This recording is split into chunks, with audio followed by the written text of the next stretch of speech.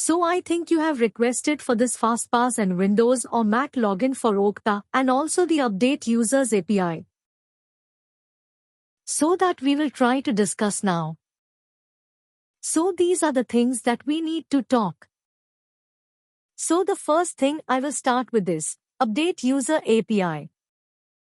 How to update a user account from API, the Postman API. That we will see. So let's open this Postman and you are going to talk or you are going to update an attribute for users. For one user you are going to update. So let's open the user attribute. And you can select any of this thing, any of this user operations, which means you are going to do some changes for a user account. That's it. And make sure you are having a method called post here. Not any other method. For example, if you open this get user, you'll get a get method. Likewise. So you have to make sure that you are making a post call from this Postman. Make sure you are doing that. And you open this and this is the account or ID that we are going to change. So keep that ID updated here. And in the body you can see some content. Remove the content. Just like that. You can paste this thing. I'll share you this content. I'll tell you how to create this also. So this is the content that you need to feed. Likewise, for example, here you can see it is updated for department first name and last name. Likewise, what you can do is you can add as many attributes as you want. For example, let's say what attribute you want to add.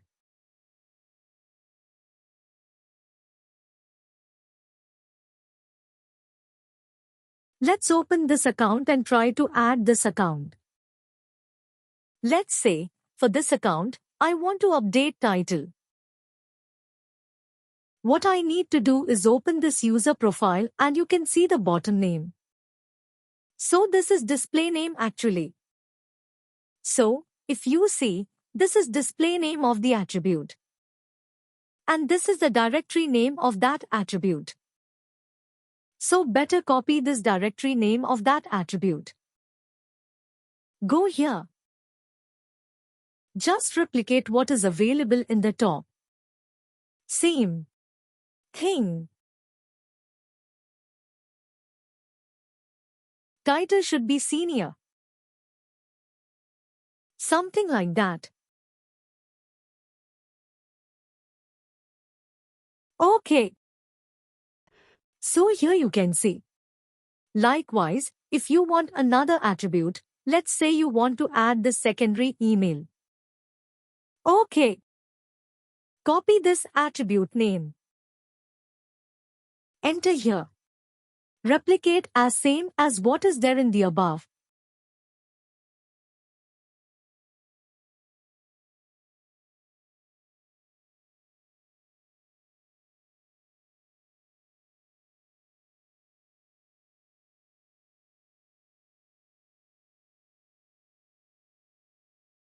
Okay.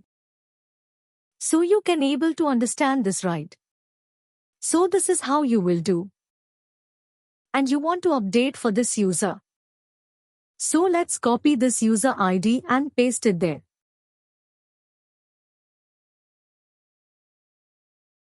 Okay.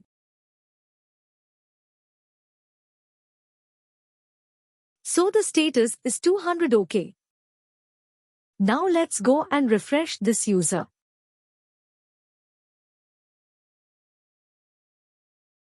So here you can see it got converted. The first time got converted to John Smith. And you can see the title is senior. And the secondary email is the one which we have updated.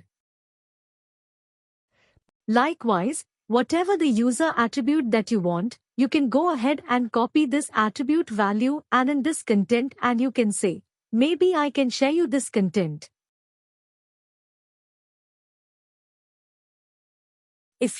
Let's say, if you want to remove this credentials part, no issues, you can directly go ahead and remove, like this. That's it. But I will share you along with this, so you can make use of it.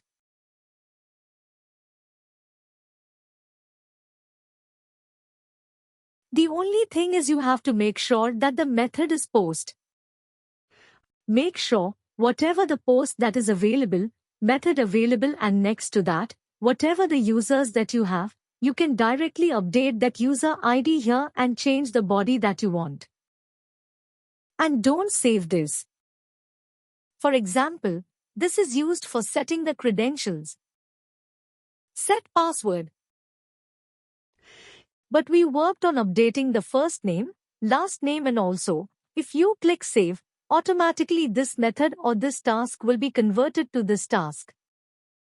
So don't save this, just directly go ahead and close it. So that the next time, if you want to set the password again, you will get the default one, the predefined one, OK. So using this, we can change the first name and last name. So, whatever the attributes it is available, you can change it like this. Yeah, but another thing, you cannot change 80 user accounts. Just keep that in mind. Because those are 80 mastered accounts. Even you cannot change it in the console, right? The admin console, same thing. You cannot do it from this API also for those accounts.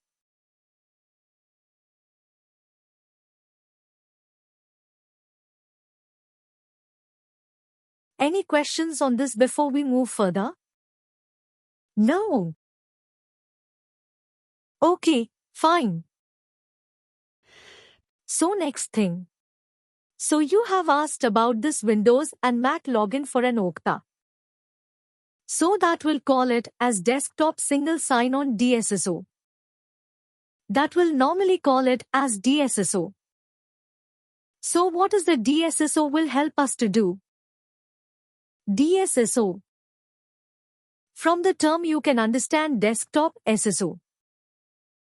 Which means, whenever you are logging into one desktop, whether it can be Windows or it can be Mac, you are logging into one desktop automatically. Okta will pick that desktop details. Desktop login details. For example, you will be entering your user ID and your credentials to log into your desktop itself, right? Which is connected to the domain. So Okta can be able to pull that information. Okta can be able to get the user ID and password that you have entered for entering your PC or entering your desktop systems. With the help of that information, Okta can be able to pick that information and allow you to log in automatically. Without entering the user ID and credentials. You don't want to enter the user ID and credentials whenever you are clicking the Okta URL. Automatically, Okta can be able to get the token that is already stored in your desktop system whenever you log into desktop. Then how can we log in? In Okta. No, in the system. In the system. Normally you will be entering the user ID and credentials, right? Normal system login. I don't know whether you worked on Windows system. In the Windows system, you will be asked for a password all the time. So, on top of that, your name will be there, your ID will be there, so you just enter the password and click enter. After logging into the system, you are telling Okta to log in. Yes, after that, once you click the Okta URL, automatically. Okta can be able to get the system token because you have entered the user ID to log in. User ID and password to log into the system, right? That information will be captured by Okta and Okta will allow you to log in without again asking the user ID and password.